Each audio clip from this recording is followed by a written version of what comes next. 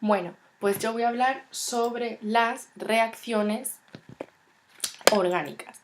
Empezaré hablando sobre los diferentes tipos de reacciones en hidrocarburos, haciendo una distinción entre alcanos, alquenos y alquinos, haloderivados, alcoholes, aldehídos y cetonas, y para terminar con los ácidos carboxílicos. Hay diferentes mecanismos para dar lugar a las reacciones, a los diferentes tipos de reacciones. Encontramos de sustitución, combustión, que es la que conocemos todos, adición, eliminación, condensación, conocida como esterificación, que la hemos dado en biología, y oxidación, reducción o redox. Voy a empezar hablando sobre el mecanismo de combustión porque es el que conocemos todos, en el que tenemos una sustancia, reacciona con oxígeno para dar lugar a dióxido de carbono y agua. Aquí tenemos un dibujo con el metano, los dos oxígenos para dar lugar a la molécula de dióxido de carbono y las dos de agua. Se desprende calor ya que es una combustión, reacción exotérmica y ocurre en un proceso de vía radicálica. Ahora voy a hablar sobre las reacciones de los alcanos, que se da lugar mediante un mecanismo de sustitución. Se puede dar lugar en los bencenos o en la halogenación de alcanos. Como la palabra indica, halogenación, sustitución por un halógeno, grupo 17, flúor, cloro, bromo y yodo, en este orden de reactividad, excepto el yodo que no reacciona. Tenemos aquí el metano más el bromo, vía radicálica, para dar lugar al bromometano y al bromuro. Esto se consigue mediante una ruptura homolítica. Hay dos tipos de ruptura, la heterolítica y la homolítica. La homolítica consiste en la que CH3 tiene 4 carbonos, se quedan 3 juntos y se separa uno. Y a este se le sustituye un bromo y al otro hidrógeno otro bromo. Luego encontramos la sustitución de los alcanos por el benceno. Tenemos el benceno que puede reaccionar con el ácido nítrico o con el bromo. Con el bromo da lugar al bromuro y al bromobenceno, y con el ácido nítrico da lugar al nitrobenceno y al agua. Luego encontramos las reacciones de alqueno con alquino. Reacciones mediante un mecanismo de adición. Hidrogenación, como la palabra indica, hidrogenación, adición de hidrógeno. Encontramos el eteno, que da hidrógeno para dar lugar al metano, es decir, un alqueno. Más hidrógeno va a dar siempre un alcano, y un alquino más hidrógeno va a dar siempre un alqueno. Un enlace se va. Y en la adición mediante halogenación, pues como la palabra indica, adición de un halógeno, grupo 17. Tendríamos aquí el propeno con el bromo. Y lo que ocurre, que como tenemos un doble enlace, se pierden. ¿Cómo? Pues poniendo un bromo aquí y otro bromo aquí, dando lugar al 2,2-bromo-propano. Y ahora en las reacciones de los alquenos y los alquinos podemos encontrar la regla de Markovnikov, que es un ruso que propuso esta regla, la adición de halogenuros de hidrógeno, es decir, halógeno con hidrógeno, o bien por agua. Encontramos aquí el propeno, en el que reacciona con agua, y la regla de Markovnikov dice que la parte negativa se va a donde haya menos carbono, carbono con menos hidrógeno. Entonces tenemos aquí el agua, la parte negativa, y se va a este carbono que, como bien se ve que aquí hay un doble enlace, este carbono nada más que tiene un hidrógeno y todos los demás tienen 1, 2 y otro 3. Se va con el que menos tiene, entonces este carbono que está en el centro se le añade, se le adiciona OH, hidróxido. Y la de halogenuro de hidrógeno, como tenemos el bromo en la parte negativa, que se une al carbono con menos hidrógeno, que es el de en medio, para dar lugar al 2-bromo-propano. Luego tenemos las reacciones de los halógenos derivados, que es un hidrocarburo con un halógeno, como he explicado antes. Tenemos aquí el etano, ¿ok?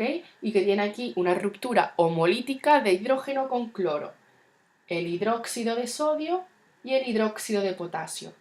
Reacción de sustitución con un disolvente con una polaridad baja, como es el caso del agua. ¿Qué ocurre? Se sustituye el hidróxido por el cloro, dando lugar al hidróxido de etano, y el cloro pues se queda aquí con el sodio, ¿vale? Aquí teníamos el hidróxido que se la sustituyó por el cloro, pues se da cloruro de sodio. Y luego tenemos la reacción de eliminación, la que tenemos el hidróxido de potasio. ¿Qué ocurre? Que se da lugar a la regla Anti-Zaitsev. ¿ok? Que la explicaré en la próxima diapositiva, dando lugar al propeno más ácido clorhídrico. Voy a ponerlo así para que lo veáis mejor. La regla anti-Zaitsev o Zaitsev. Tenemos aquí el 1, 2, 3, 4, 2 bromobutano, y en el Zaitsev dice que se le adiciona el halógeno o el hidrohalógeno en el carbono central, ¿vale? Esa dice Zaitsev. Entonces, el doble enlace se hace en el carbono central, que es este, o bien este, da lo mismo uno que otro, y aquí se le añade el doble enlace que más o menos se ve, dando lugar al bromuro. Y la Zaitsev dice que el doble enlace se añade en el alqueno terminal, aquí. Entonces, el anti-Zaitsev en la final, Zaitsev en la central. Y ahora voy a hablar sobre la reacción de los alcoholes. Vamos a encontrar reacciones de sustitución y reacciones de eliminación. En las reacciones de sustitución encontramos el etanol, en el que se le sustituye el bromuro al hidróxido mediante una catálisis ácida, de modo que se le añade hidrógeno para dar lugar a agua y al 1-bromopropano. Y luego encontramos la reacción de eliminación en una catálisis ácida también, mediante que el catalizador sería el ácido sulfúrico, y da lugar al etanol, y este etanol da lugar al propeno con la liberación de agua. Luego encontramos la reacción redox de los alcoholes, que la daremos, yo supongo que más adelante. Y se hace una diferencia entre los alcoholes primarios. Los alcoholes primarios son los extremistas y los alcoholes secundarios, que son los centrales. Entonces, el alcohol primario se oxida, da un aldehído. El aldehído se oxida, da lugar a un ácido. El ácido se oxida, da lugar a dióxido de carbono.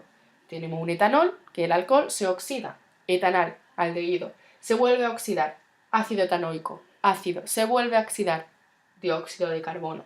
Y el alcohol secundario, que sería el central, se oxida, cetona, se vuelve a oxidar, dióxido de carbono.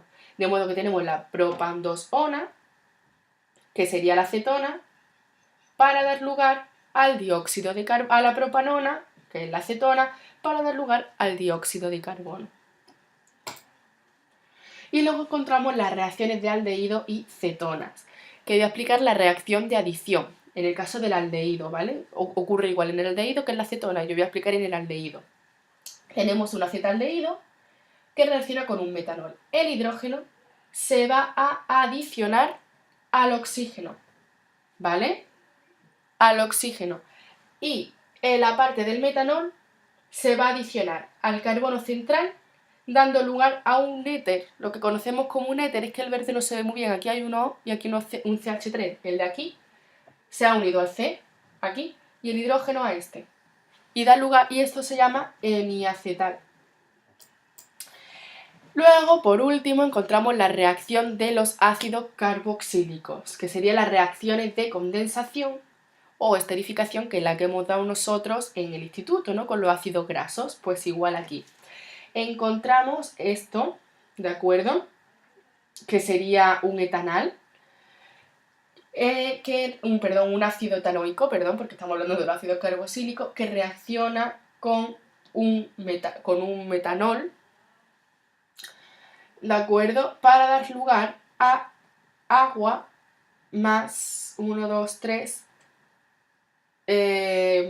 a un éster, ¿de acuerdo? Da lugar a un éster con la hidrólisis del éter, que es un proceso reversible para volver para acá, o para dar lugar para aquí, la esterificación. Es lo mismo que hemos dado en los ácidos grasos.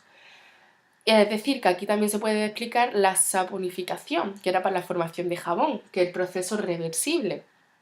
Y por último tenemos el proceso o la reacción redox de los ácidos carboxílicos, en el que tendríamos el ácido que se reduce, en el otro caso se oxidaba, aquí se reducía suavemente para dar lugar a un aldehído, que se vuelve a reducir para dar a un alcohol, y por último este alcohol se vuelve a reducir para dar lugar a un etano. Y con esto he terminado mi trabajo. Bueno, espero que os haya gustado. Besitos.